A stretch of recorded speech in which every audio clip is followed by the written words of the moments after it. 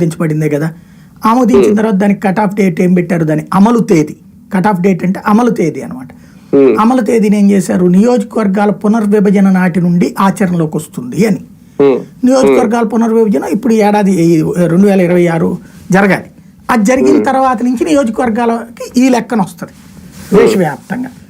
అట్లాగా దీని cut off date ఏంటంటే నెక్స్ట్ జరగబోయేటటువంటి పార్లమెంట్ తర్వాతన కట్ ఆఫ్ డేట్ని అనౌన్స్ చేస్తారు. 5 ఏళ్ళు అక్కడ. ఆ 5 ఏళ్ల తర్వాతన ఇక అప్పుడు జరగబోయే ఎన్నికలు, ఫర్ ఎగ్జాంపుల్ ఇవాళ ఉందనుకోండి, నిన్న జరిగినటువంటి మహారాష్ట్ర ఎన్నికలు ఉంది, ఈ ఏడాది జరిగినాయి అంటే 5 ఏళ్ళు ఉంటుంది కదా. ఇప్పుడు 5 ఏళ్ల కోసమని ఎన్నికలు జరుగుతాయి. కాబట్టి ఈ ట్రిప్ ఏం చేస్తారంటే 4 ఏళ్లకే ఎన్నికలు వాళ్ళకి, అంటే 34లో ఎన్నికలు లెక్క పెట్టుకుంటే కట్ ఆఫ్ డేటు 30లో రేపు 30వ సంవత్సరంలో జరగాలి మళ్ళీ వాళ్ళకి ఎన్నికలు, అంతే కదా. ఇప్పుడు జరిగాయి కాబట్టి 29 ఎండింగ్ లో జరగాలి వాళ్ళకి.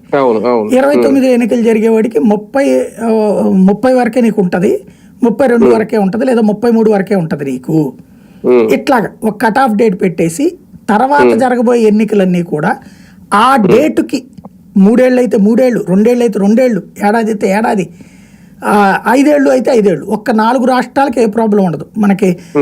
ఆంధ్రప్రదేశ్, సిక్కిము, అరుణాచల్ ప్రదేశ్ ఇట్లాగా 4 రాష్ట్రాలకు మాత్రం ఎన్నికలు సాధారణంగా పార్లమెంట్తో పాటే జరుగుతున్నాయి, లోక్సభతో పాటే జరుగుతున్నాయి.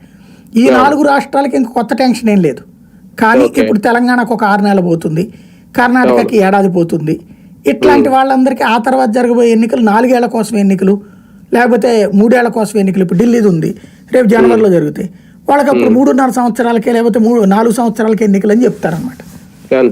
అట్లాగా కట్ ఆఫ్ డేట్ తర్వాత 2034 పెడతారు.